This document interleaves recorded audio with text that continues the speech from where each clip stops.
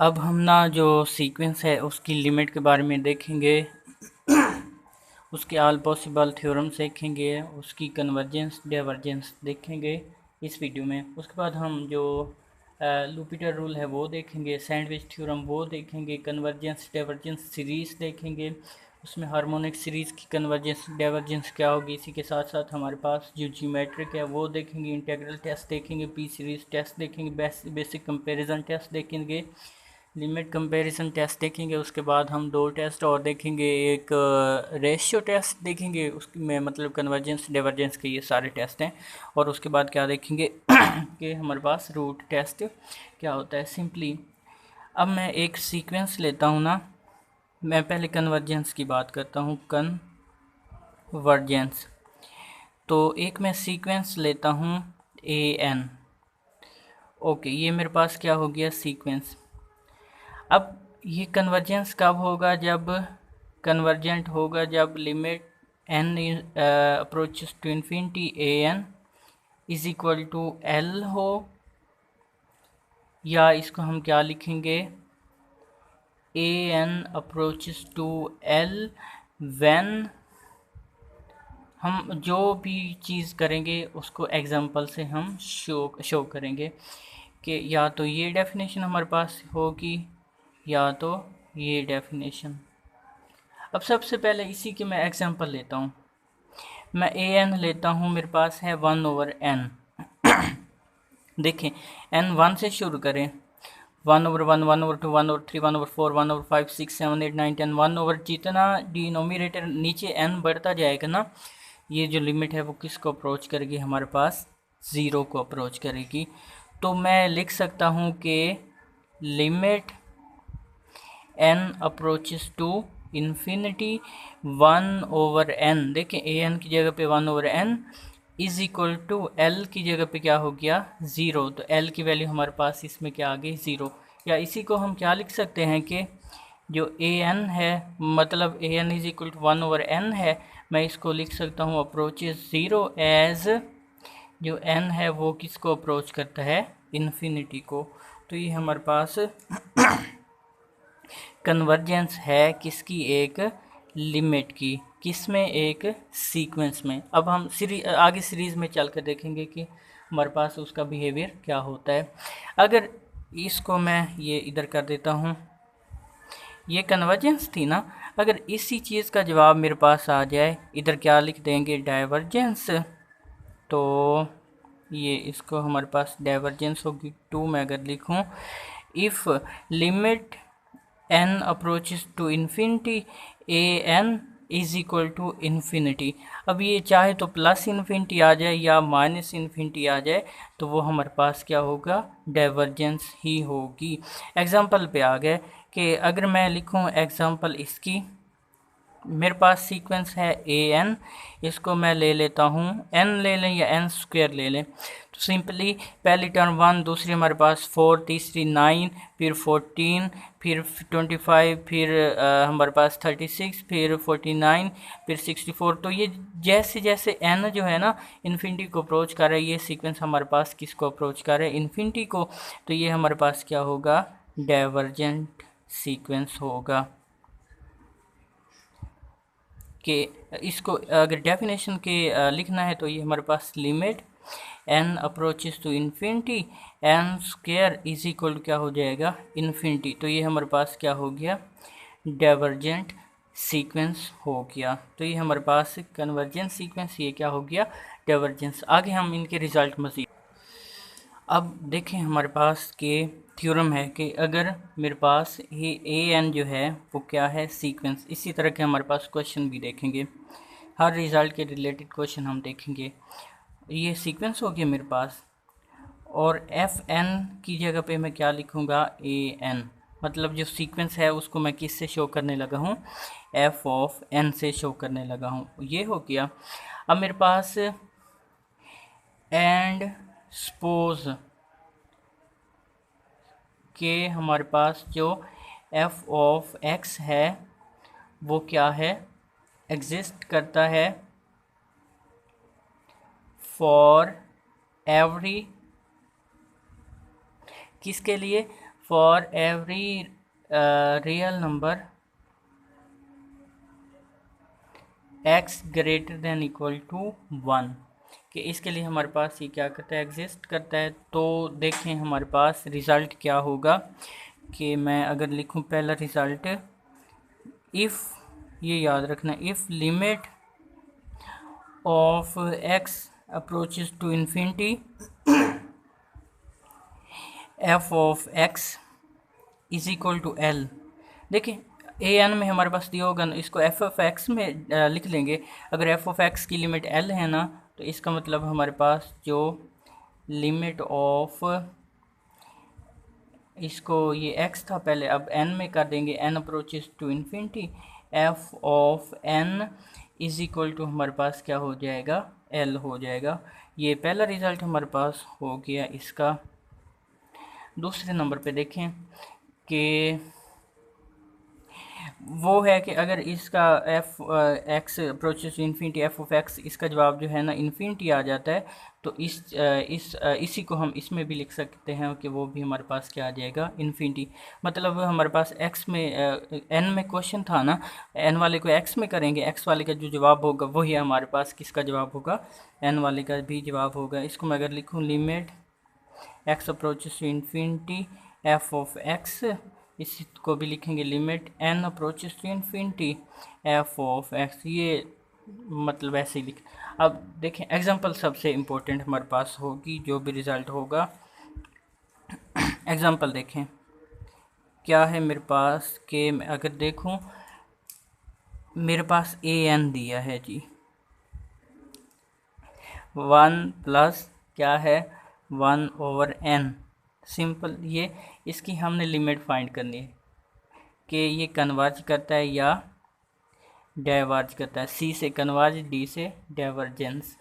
तो मैं सिंपली क्या करूँगा, ये थ्योरम अप्लाई करते हुए ना इसको एफ ऑफ एक्स का नाम दूंगा। एफ ऑफ एक्स मेरे पास 1 प्लस 1 ओवर क्या हो जाएगा, एक्स हो जाएगा।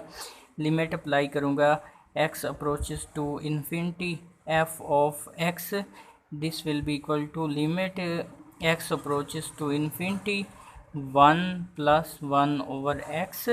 तो ये इज इक्वल क्या हो जाएगा, लिमिट में एडिशन लॉ जो होता है होल्ड करता है, तो ये मेरे पास मतलब इनको अलग अलग कर लेंगे ना, 1 प्लस क्या हो जाएगा limit x approaches to infinity 1 over क्या हो जाएगा एक्स, इसकी लिमिट क्या हो जाएगी हमारे पास 1, और लिमिट ऑफ 1 ओवर एक्स, ये हमारे पास अभी हमने ये 1 ओवर एन देखा था 0 है, तो ये भी क्या होगी प्लस 0 इज इक्वल टू 1। अब देखें पहली बात, पहला क्वेश्चन इसकी हमने लिमिट फाइंड कर ली, वो क्या है 1 है। दूसरा क्वेश्चन उसने पूछा ये कन्वर्ज करता है या डाइवर्ज, तो ये डेफिनेशन देखें, अगर इसका कोई फाइनाइट आंसर आ जाता है तो वो कन्वर्ज करेगा। इसका देखें फाइनाइट 1 आंसर आ गया हमारे पास, इसका मतलब ये क्या कर रहा है, कन्वर्ज कर रहा है। और किस को कन्वर्ज कर रहा है, तीसरा क्वेश्चन ये हो सकता है, तो ये 1 को कन्वर्ज कर रहा है। अब एक और हम देखते हैं रिज़ल्ट के हमारे पास अगर है A N is equal to given है हमारे पास 1 ओवर एन स्क्वायर माइनस क्या है 1, सिंपली मैं क्या लिखूँगा, लिमिट जो है एन या एक्स में इसको कन्वर्ट कर लें, एक्स अप्रोचेस टू इन्फिनिटी, इसको लिख लें 1 ओवर एक्स स्क्वायर। मैं इसको अभी अलग कर लेता हूँ, ये हो जाएगा माइनस लिमिट क्या हो जाएगा एक्स अप्रोचेस टू इन्फिनिटी, और ये क्या हो जाएगा 1। अब देखें ये 1 ओवर एन स्क्वायर हमारे पास, सॉरी ये हमारे पास है 1 ओवर 4, और ये एक्स स्क्वायर ओवर 4 है, तो ये एक्स स्क्वायर ओवर क्या है हमारे पास 4। अब देखें एक्स स्क्वायर, इसको डिवीजन वाला हमारे पास लिमिट में थ्योरम है, तो ऊपर वाले की लिमिट अलग हो जाएगी, नीचे वाले की अलग हो जाएगी, तो एक्स स्क्वायर की लिमिट हमारे पास क्या हो जाएगी, अभी हमने ये देखा था रिज़ल्ट, ये इन्फिनिटी होती है, तो इन्फिनिटी में जो भी प्लस माइनस करें जवाब क्या होगा इन्फिनिटी, तो ये क्या होगा डाइवर्जेंट होगा। इसी तरह एग्जांपल 3 भी एक ले लेते हैं कि हमारे पास इस टाइप का भी हमें पता चल जाएगी, हाँ इस तरह के क्वेश्चन का आंसर क्या होगा हमारे पास। कि अगर मैं लिखता हूँ एग्जांपल 3, मेरे पास ए एन दिए है कि -1 और इसकी पावर है हमारे पास n-1। इसको मैं अगर सिंपली ओपन ही कर लूँ ना, मतलब खोलूँ तो ये 1 -1 बनता है, फिर क्या बनता है 1 -1 बनता है, और ये 1 -1 इस तरह चलता जाएगा। तो ये एक हमारे पास ऑसिलेटरी सीक्वेंस है। ऑसिलेटरी सीक्वेंस क्या होता है, जो हमारे पास ना तो इंक्रीज़ हो रहा होता है ना तो डिक्रीज़ हो रहा होता है, मतलब ये ना तो किसी इन्फिनिटी की तरफ जा रहा है ना तो ज़ीरो की तरफ जा रहा है। तो ये हमारे पास इस तरह के जो सीक्वेंस हो गए ऑसिलेटरी सीक्वेंस, वो भी हमारे पास क्या होंगे, डाइवर्जेंट सीक्वेंस होंगे। तो ये हमारे पास डाइवर्जेंट होगा। तो ये हमारे पास एग्जांपल थी इस। ओके, अब एक और थ्योरम इम्पोर्टेंट देखते हैं कि हमारे पास सिंपली ये याद रखें कि लिमिट n अप्रोच कर रहा है इन्फिनिटी को। मतलब मैं पहले ना क्वेश्चन लिख देता हूँ कि मेरे पास ये क्वेश्चन है कि जो मेरे पास -2/3 है, इसकी पावर n है, क्या ये कन्वर्ज करेगा या डाइवर्ज करेगा, और इसकी लिमिट क्या होगी। Simple question. तो इसका आंसर देने के लिए ये थ्योरम हमें देखना पड़ेगा कि Rn इज इक्वल टू 0 होगी। कब? जब मेरे पास जो R का मॉड है वो क्या हो, लेस देन 1 हो। छोटा है तो छोटा, मतलब ये लेस देन 1 है तो 0 होगी लिमिट। अगर उससे छोटा है तो छोटा।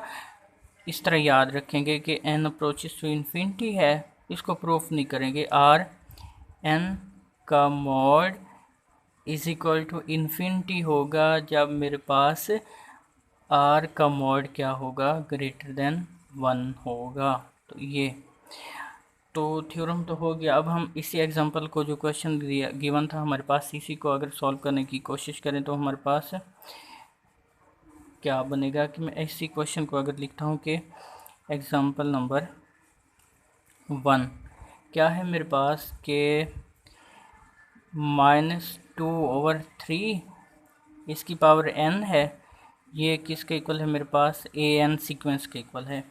तो सिंपली हमारे पास ये वाला फार्मूला देखें तो हमारे पास ये क्या बन रहा है, हमने फाइंड करना limit n approaches to infinity, और ये क्या होगा मेरे पास -2/3 इसकी पावर क्या है, n है, और इसका जवाब हमारे पास क्या होगा वो देखना है। सबसे पहले r को देखें। r हमारे पास क्या है, -2/3, इसका मॉड हमारे पास क्या होगा, 2/3 होगा, और जो इसका मॉड है ना हमारे पास वो क्या है, लेस देन किससे है, 1 से। अगर इसका मॉड लेस देन छोटा है तो ये हमारे पास क्या हो जाएगा, 0। तो सिंपल देखिए आंसर, एक स्टेप में हमने उसको बता दिया बाय थ्योरम, ये 4 से, इसके पहले रिज़ल्ट से। तो अब देखिए इसका जवाब 0 आ गया ना। तो ये लिमिट की डेफिनेशन क्या थी हमारे पास, कि limit n approaches to infinity an is equal to l, कोई फाइनाइट नंबर हो तो वो क्या करती थी, कन्वर्ज। तो ये हमारे पास क्या होगी, कन्वर्जेंट होगी। ये सिंपल हमारे पास आंसर हो गया। एग्जांपल नंबर 2 देखते हैं कि हमारे पास अगर क्वेश्चन इसी टाइप के एक और दिया हो तो ये इस तरह के देखें, सिंपल जो रिज़ल्ट है ना लिमिट में हमें हेल्प आउट करेंगे कि क्वेश्चन किस तरह हमने सॉल्व करने हैं। तो ये हमारे पास सिंपली इसी तरह एक और एग्जांपल लिखता हूँ। टूल होते हैं कि जिस तरह एक बंदे ने कोई काम करना है ना, कि जिस तरह पहले टेक्नोलॉजी नहीं थी, तो सिंपल जो काम था वो जो ट्रैवलिंग ही देख लें कि हमारे पास जो अभी 1 घंटे में हो जाता है वो 2-3 4 दिनों में होता था। अगर हम वो टेक्नोलॉजी यूज़ ना करें तो हमें तो कई दिन लग जाएंगे। इसी तरह ये भी हमारे पास फार्मूले, एक शॉर्टकट जो होते हैं वो इसी चीज़ का होता है कि अभी हमें मैथमेटिक्स का कोई फ़ायदा नहीं होगा जब तक हमें इन फार्मूलों को यूज़ करना नहीं आए। कि एक बंदा है उसको आप दे दें, आम सा बंदा है उसको पायलट का एक जहाज़ दे दें, उसको सारे औजार भी दे दें कि आपने इसकी मरम्मत करनी है, तो वो तो नहीं कर सकेगा जब तक उसको टूल को यूज़ करना नहीं आएगा। चलो हम क्वेश्चन पे आ जाते हैं कि हमारे पास ये क्वेश्चन दिया है। इसको लिखें limit n approaches to infinity 1.01 raise to the power n is equal to क्या होगा। सिंपली आर फाइंड करें। आर मेरे पास है 1.01। सिंपल ये चीज़ होगी ना, तो ये क्या है, इसका मॉड ले रहे हैं, इसका मॉड यही आएगा, ग्रेटर देन 1 है तो ये किसके इक्वल हो जाएगा हमारे पास, उसी थ्योरम का दूसरा रिज़ल्ट यूज़ करते हुए ये हमारे पास इन्फिनिटी हो गया। अब जब ये इन्फिनिटी है ना, तो हमने देखा था कि इसी डेफिनेशन में अगर इधर इन्फिनिटी हो तो हमारे पास ये क्या करता था, डाइवर्जेंट था। तो ये हमारे पास क्या हो जाएगा, डाइवर्जेंट हो जाएगा। तो ये था हमारे पास इसका दूसरा थ्योरम।